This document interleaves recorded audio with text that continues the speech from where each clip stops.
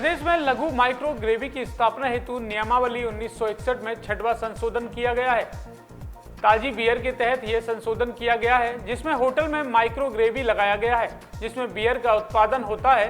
देश के 7 राज्यों में ऐसी व्यवस्था लागू की गई है।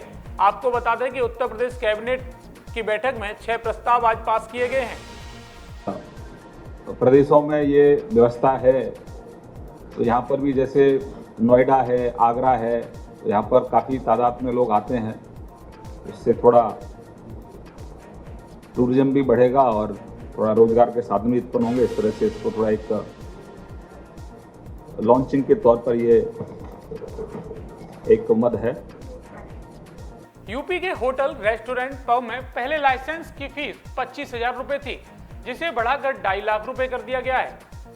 लाइसेंस नवीकरण हेतु 2 लाख रुपए देने होंगे। प्रतिदिन 600 लीटर 2.1 लाख लीटर प्रतिवर्ष से अधिक उत्पादन नहीं किया जाएगा। वृद्धा पेंशन 400 रुपए से बढ़ाकर 500 रुपये की गई है।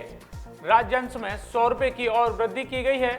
79 से ऊपर के बुजुर्गों को पहले 500 रुपए पेंशन दी जा रही थी। 41 लाख अभ्यर्थी अब पेंशन पा रहे हैं। 1 जनवरी से यह बढ़ा हुआ पैसा लागू किया जाएगा। 60 वर्ष से लेकर और 79 वर्ष की आयु के लाभार्थियों को ये व्यवस्था में लोगों को रखा गया है। पेंशन राशि दी जा रही है। अब इसमें 400 रुपए से बढ़ाकर इसको 500 रुपए किया जा रहा है।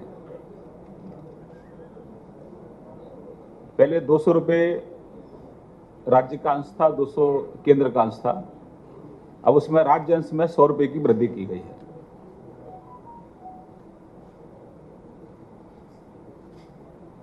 और 79 से ऊपर के जो बुजुर्ग हैं उनको ऑलरेडी पहले से ही 500 रुपए दिए जा रहे हैं।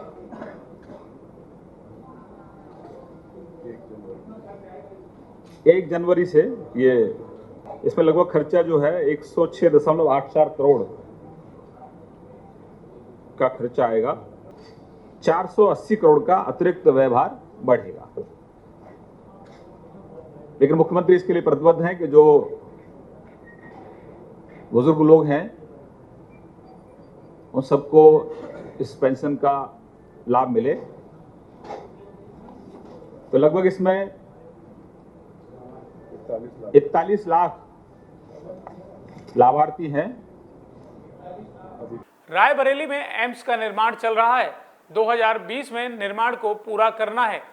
वहां झरझर घर पड़े हुए हैं, उसे ध्वस्त कराने के प्रस्ताव पर मोहर लगी है। 76 आवास को ध्वस्त किया जाएगा। पीजीआई के डॉक्टरों की एज लिमिट अब 2 साल और बढ़ा दी गई है।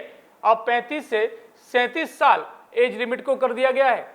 एम्स का आपको पता है निर्माण चल रहा है। वहाँ पर निर्माण कार्य जो है वो अगले साल अप्रैल 2020 तक की कंप्लीट करने का हम लोग का लक्ष्य है। तो जो वहाँ पे जो ज़मीन ली गई है वहाँ पे टाइप 1 और टाइप 3 के कुछ जर्जर घर पड़े हुए हैं, उनका ध्वस्तीकरण का से संबंधित है। तो उसको ध्वस्तीकरण के लिए आया, क्योंकि 1,51,00,000 जो है वो बट्टे खाते में जाता है।